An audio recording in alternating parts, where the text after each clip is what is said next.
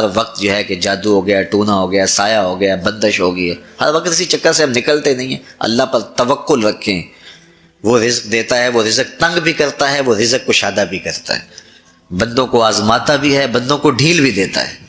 اس کی ڈھیل سے بھی ڈریں اور اس کی آزمائش میں بھی پورا اترنے کی کوشش کریں اور اسی کے حضور دامن پھیلائیں۔ جب مشکلیں آ جائیں تو مسلح بچھا لیں، کسی بابے کے پاس نہ جائیں۔ یہ بڑے گندے لوگ ہیں، یہ سامنے اب چیزیں آ رہی ہیں، بڑے گندے اور غلیظ قسم کے لوگ ہیں، ان کی نظروں میں غلاظت بھری ہوئی ہے، اور جو ہے وہ لوگوں کے ہجوم سے کبھی متاثر نہ ہوں کہ فلاں وہاں سے اتنے لوگ جا رہے ہیں۔ لوگ کہتے ہیں جی اتنے لوگ آ رہے ہیں، کچھ ہے تو آ رہے ہیں، تو جو بت خانوں میں جا رہے ہیں اتنے لوگ تو کچھ ہیں تو جا رہے ہیں، کیا مطلب یہ کوئی اب معیار ہے؟ تو جب کوئی مصیبت بنے مصلح بچھا کے دعا مانگو اللہ کی بارگاہ میں، نوافل پڑھو، صدقہ کرو، خیرات کرو، منت مان لو، روزوں کی منت مان لو، نمازوں کی منت مان لو، صدقہ کرنے کی منت مان لو، اور اللہ کے نیک بندوں سے جا کے دعا کرواؤ۔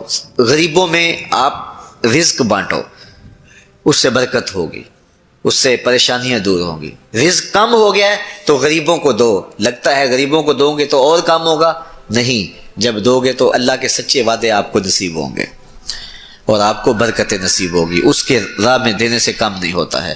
تو یہ جو تکلیفیں آتی ہیں یہ گناہ اس سے جڑتے ہیں، اس سے درجے بلند ہوتے ہیں، اس سے اللہ کی قربت نصیب ہوتی ہے۔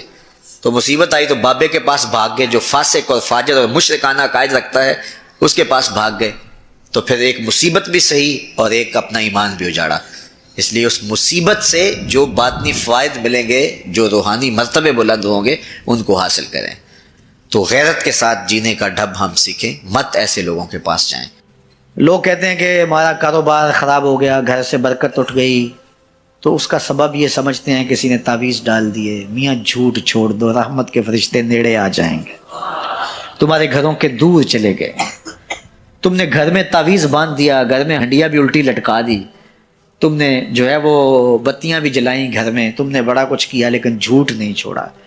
تمہاری بتیاں جلانے سے، تعویذ لٹکانے سے فرشتے واپس نہیں آئیں گے، فرشتے واپس تب آئیں گے جب جھوٹ چھوڑو گے۔ تو جھوٹ چھوڑو، رحمت کے فرشتے نیڑے آ گئے تو رحمتیں برسنا شروع ہو جائیں گی۔ تو ہم بیماری اور ہے، علاج اور کر رہے ہیں۔ کچھ لوگوں کا تو کام ہی جب بھی کوئی مشکل بنی تعویذ لینے دوڑ پڑتے ہیں، اور بابا بھی کہتا ہے چنگا ہو گیا تو آ گیا، ورنہ چل جانا سی تعویذ۔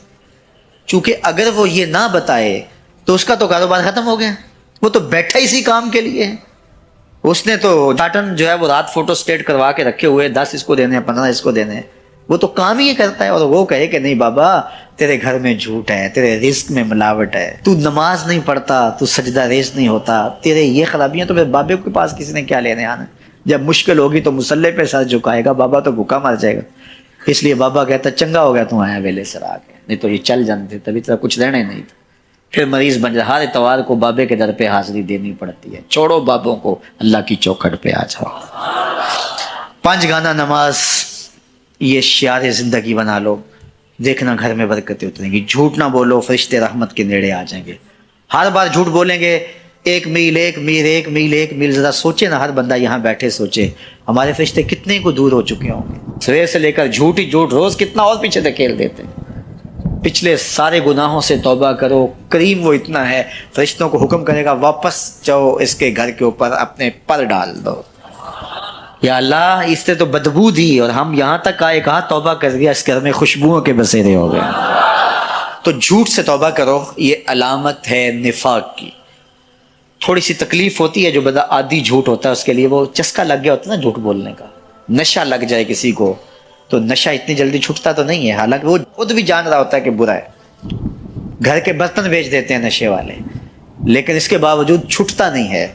لیکن جو ہے وہ کوشش کر کے جب چھوڑ لیں گے، سچی توبہ جب انسان اپنے دل سے کرتا ہے تو آسان ہو جاتا ہے۔ سچ میں طمانیت ہے اور جھوٹ میں جو ہے وہ ریبہ فرمایا گیا، جھوٹ کے اندر بے چینی ہے، اضطراب ہے، اندر کی بے قراری ہے۔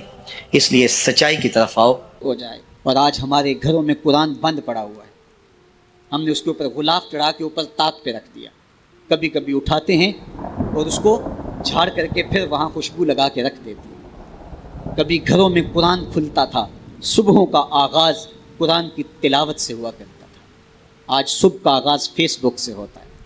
کبھی گھروں سے قرآن پڑھنے کی آواز آیا کرتی تھی, آج پاپ میوزک کی صدائیں سننے کو.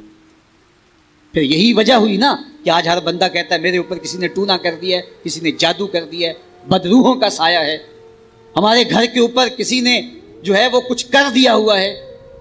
میں کہتا ہوں کہ تمہارے گھر میں قرآن جو نہیں ہے, پھر بدروحوں کا ہی سایہ ہونا ہے. اگر قرآن کی تلاوت ہوتی, اللہ کی رحمت کے فرشتے اترتے, اللہ کی رحمتوں اور اس کے انوار کی بارش ہوتی تمہارے گھروں کے اندر, اور پھر کیا ہوتا ہے, بھاگتے ہیں عاملوں کے پاس. اور عامل کہے گا کہ تجھے کچھ نہیں ہے, کتاب اللہ سے دوری کا نتیجہ ہے, بد عملی کا نتیجہ ہے, دین سے اعراض کا نتیجہ ہے, تو پھر اس کا تو کاروبار وہیں ختم ہو گیا. وہ کہتا ہے تو وقت پہ آ گیا ہے, اگر 2 دن لیٹ ہو جاتا تو یہ تعویذ تو چل جانے تھے.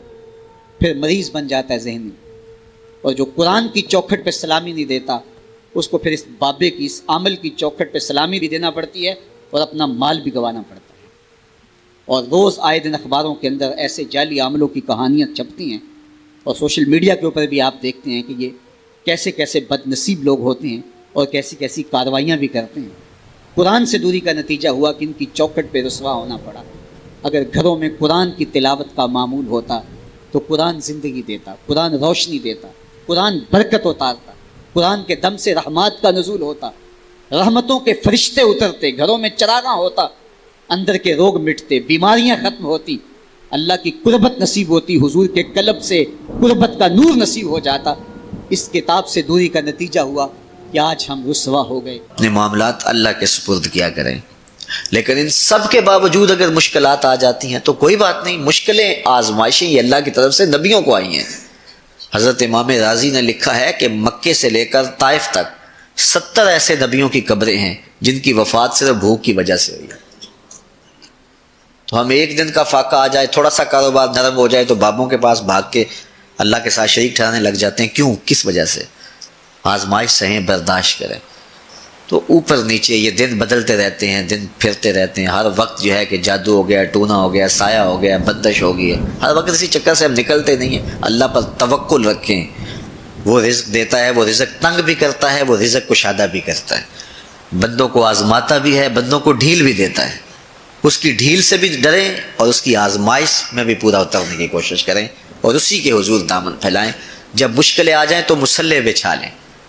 گھر کے بچوں کو بھی کہیں کہ یہ مشکل آ گئی ہے, لگتا ہے اللہ ناراض ہو گیا, چلو مصلح بچھاؤ. اگر بیٹیاں بھی نماز پڑھ رہی ہوں, نوافل ادا کر کے رب کے حضور دعا مانگ رہی ہوں, بیٹے بھی دعا مانگ رہے ہوں, چھوٹے چھوٹے بچے بھی دعا مانگ رہے ہوں, تو کیا اللہ خالی موڑ دے گا؟ تو زیادہ سے زیادہ نیک مجالس کے اندر شامل ہو جائیں. تو بالخصوص میں اپنے پیر بھائیوں کو پابند کرتا ہوں کہ آپ اپنے گھروں میں بھی پابند کریں, کسی بابے کے پاس نہ جائیں. یہ بڑے گندے لوگ ہیں, یہ سامنے اب چیزیں آ رہی ہیں, بڑے گندے اور غلیظ قسم کے لوگ ہیں. ان کی نظروں میں غلاظت بھری ہوئی ہے, اور جو ہے وہ لوگوں کے ہجوم سے کبھی متاثر نہ ہوں کہ فلاں وہاں سے اتنے لوگ جا رہے ہیں. لا یصیر الباطل حقا بکثرت المتمسکین بہ. اگر کسی جھوٹ کے ساتھ, کسی باطل کے ساتھ زیادہ لوگ وابستہ ہو جائیں تو اس وابستگی سے باطل حق نہیں ہو جاتا. لوگ کہتے ہیں جی اتنے لوگ آ رہے ہیں, کچھ ہے تو آ رہے ہیں. تو جو بت خانوں میں جا رہے ہیں اتنے لوگ, تو کچھ ہیں تو جا رہے ہیں, کیا مطلب یہ کوئی اب معیار ہے؟ تو جوہلا کا جمع ہونا, جوہلا کا کہیں جانا, یہ معیار نہیں ہے. معیار جو اللہ رسول نے دیا ہے ہمارے نزدیک بس وہی ہے. تو جب کوئی مصیبت بنے, مصلح بچھا کے دعا مانگو اللہ کی بارگاہ میں, نوافل پڑھو, صدقہ کرو, خیرات کرو, منت مان لو, روزوں کی منت مان لو, نمازوں کی منت مان لو, صدقہ کرنے کی منت مان لو, اور اللہ کے نیک بندوں سے جا کے دعا کرواؤ. غریبوں میں آپ رزق بانٹو, اس سے برکت ہوگی, اس سے پریشانیاں دور ہوں گی. رزق کم ہو گیا ہے تو غریبوں کو دو. لگتا ہے غریبوں کو دو گے تو اور کم ہوگا, نہیں, جب دو گے تو اللہ کے سچے وعدے آپ کو نصیب ہوں گے اور آپ کو برکتیں نصیب ہوگی. اس کے راہ میں دینے سے کم نہیں ہوتا ہے. اس لیے میں یہ خاص طور پہ یہ باتیں اس لیے کر رہا ہوں کہ ان دنوں کے اندر بہت زیادہ جو ہے وہ اس طرح کے لوگ ہیں, اور مختلف جو ہے وہ چینلز کے اوپر ان کو سامنے لایا جا رہا ہے. تو ان لوگوں سے اپنے دامن کو چھڑائیں اور صالحین کی صحبت کو اختیار کریں. صالحین کی صحبت سے آپ کو نور ملے گا, روشنی ملے گی. آزمائش ٹل جاتی ہے تو پھر بھی, ورنہ اس میں استقامت کی توفیق مانگیں, چونکہ جو بلا پر صبر کرتا ہے اسے بھی اجر دیا جائے گا. صحیح حدیث میں آتا ہے کہ اہل بلا کو قیامت کے دن جو صلہ دیا جائے گا تو دوسرے لوگ آرزو کریں گے کاش ہمارے جسم کو لوہے کی کینچیوں سے کاٹ دیا جاتا. تو یہ جو تکلیفیں آتی ہیں یہ گناہ اس سے جڑتے ہیں، اس سے درجے بلند ہوتے ہیں، اس سے اللہ کی قربت نصیب ہوتی ہے. تو مصیبت آئی تو بابے کے پاس بھاگ گئے، جو فاسق اور فاجر اور مشرکانہ عقائد رکھتا ہے اس کے پاس بھاگ گئے، تو پھر ایک مصیبت بھی صحیح اور ایک اپنا ایمان بھی اجاڑا. اس لیے اس مصیبت سے جو باطنی فوائد ملیں گے، جو روحانی مرتبے بلند ہوں گے، ان کو حاصل کریں. تو غیرت کے ساتھ جینے کا ڈھب ہم سیکھیں، مت ایسے لوگوں کے پاس جائیں. اللہ آپ کو مجھے اپنی رحمتوں کے سائے میں رکھے. میرا تعلق ایک دیہات سے ہے اور مجھے اچھی طرح یاد ہے کہ والد گرامی مجھے انگلی سے لگا کر کے مسجد میں لے جایا کرتے تھے. تو بوڑھے بزرگ جو مسجد میں جانے سے قاصر تھے وہ گھروں میں بیٹھ کے قرآن پڑھتے ہوتے تھے، اور عموماً ظہر کے وقت بھی اور صبح کے وقت بھی گھروں سے قرآن پڑھنے کی آوازیں آیا کرتی تھی. آج گھروں سے پاپ میوزک کی صدائیں سننے کو تو ملیں گی، لیکن قرآن کے نغمے موقوف ہو گئے. یہی وجہ ہے کہ آج ہمارے گھروں سے برکت روٹ گئی ہے. دولت کی فراوانی کے باوجود، وسائل کی کثرت کے باوجود، اسباب آسودگی حاصل ہونے کے باوجود نہ آسودگی ہے، نہ سکون ہے، نہ طمانینت ہے، نہ برکت رہی، اس لیے کہ ہمارے گھروں سے قرآن رخصت ہو گیا. آج صبح اٹھ کے فیس بک کا چہرہ تو دیکھتے ہیں لیکن قرآن کا نقشہ نہیں دیکھا جاتا. تو برکت کے قافلے گھروں سے رخصت ہو گئے اور گھر برکتوں اور رحمتوں سے خالی ہو گئے. آج بھی اگر ہم نے گھروں میں برکتوں کو واپس بلانا ہے، رحمتوں کو اپنے گھروں میں واپس لانا ہے، تو قرآن مجید کی تلاوت کو اپنے معمولات میں شامل کر لیجئے گا. پھر گھر میں آسیب کا سایہ نہیں ہوگا، ٹونا اور جادو نہیں ہوگا. پھر کسی بابے اور ملنگ کے پاس جا کر کے آپ کو اپنے مسائل نہیں بتانے پڑیں گے. آپ کے گھر میں قرآن ہے، سارے دکھوں کا علاج اسی مرشد کے پاس ہے. ساری مصیبتیں اور ساری مشکلیں اور سارے مصائب اسی قرآن کے دامن سے دور ہوتے ہیں، اور اسی قرآن سے وابستگی سے گھر میں برکتیں اترتی ہیں. پھر آپ کو نہ آسیب، نہ جادو، نہ ٹونا، اور نہ کسی نے کوئی بندش کی ہے، نہ کسی نے کوئی مسئلہ کیا ہے، کچھ نہیں ہوگا. آپ کے گھروں پہ رحمتوں کے سائے ہوں گے، اس لیے کہ آپ کے گھروں میں قرآن جب تلاوت ہوگی تو رحمتوں کے فرشتوں کا نزول. تو جب رحمتوں کے فرشتے تمہارے گھر میں اتریں گے تو پھر کوئی مصیبت، کوئی پریشانی، کوئی بندش، کوئی دکھ آپ کے گھروں میں نہیں ہوگا.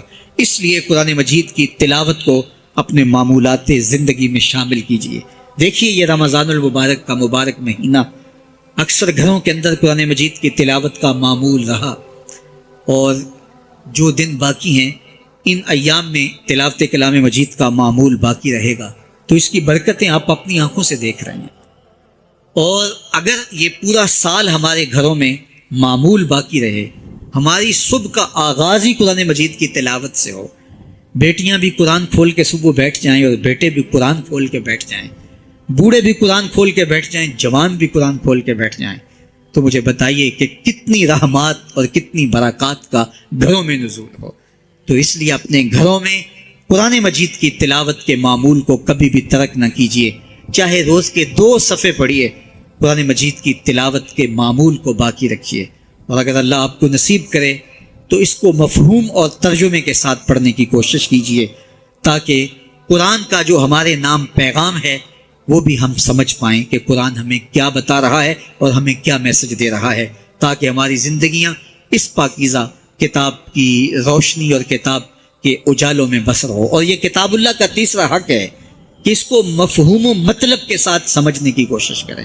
یہ ہمارے رب کا ہمارے نام پیغام ہے.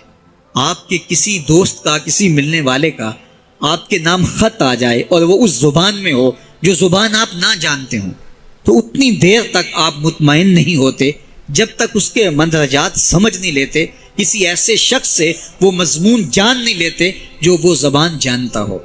تو ہمارے رب کا ہمارے نام یہ میسج ہے، ہمارے نام یہ پیغام ہے رسول کریم صلی اللہ علیہ وآلہ وسلم کی وساطت سے. تو ہمیں اس کو سمجھے بغیر چین کیوں آ گیا ہے؟ تو ہم اس پیغام کو سمجھیں کہ ہمارا رب ہمیں کیا فرما رہا ہے، کن امور کا حکم دے رہا ہے اور کن باتوں سے ہمیں روک رہا ہے. اگر ہم قرآن مجید کو اس انداز سے تلاوت کریں گے اور قرآن مجید کو سمجھ کے پڑھیں گے تو ہماری زندگی خود بخود تبدیل ہوتی چلی جائے گی. یہ کتاب زندہ ہماری زندگی کے اندر اجالے اور روشنیاں ڈال دے گی اور ہمیں زندگی گزارنے کا راستہ دکھائے گی، چونکہ اس کے عجائبات حضور کی خدمت میں بیٹھے ہوئے تھے.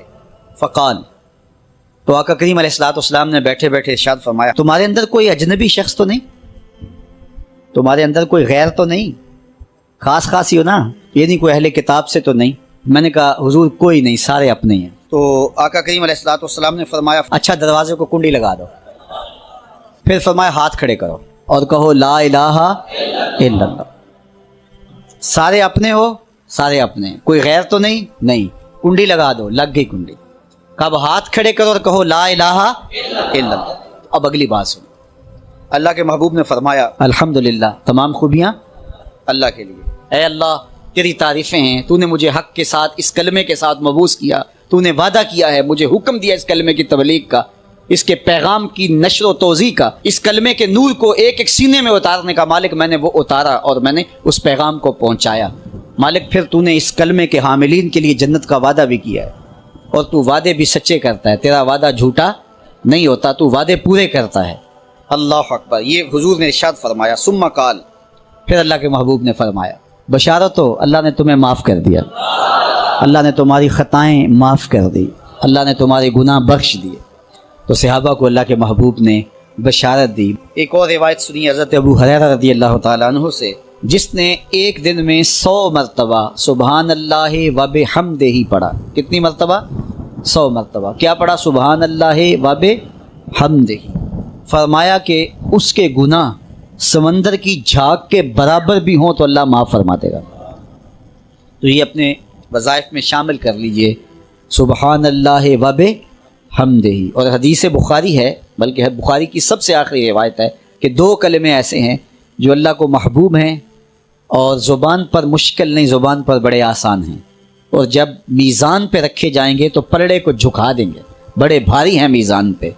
وہ 2 کلمے یہی ہیں، سبحان اللہ و بحمدہ، سبحان اللہ العظیم. تو اگر اس کو 100 مرتبہ روزانہ پڑھے تو سمندر کی جھاگ کے برابر بھی گناہ ہو تو اللہ معاف فرما دیتا ہے. میرے حضور نے ارشاد فرمایا ہر شے کا ایک دل ہوتا ہے، اور قرآن مجید کا دل سورہ یاسین ہے. جس نے 1 مرتبہ سورہ یاسین کی تلاوت کی، اللہ 10 مرتبہ قرآن پڑھنے کا ثواب عطا کرے. تو اپنی صبح کا آغاز سورہ یاسین سے کیا کریں. کچھ وقت نہیں لگتا، نماز فجر کے بعد اشراق تک سورہ یاسین پڑھ لیا کریں. سورہ یاسین اگر آپ پڑھ کے اپنے دن کا آغاز کرتے ہیں، آپ کا سارا دن خیر سے گزرے گا.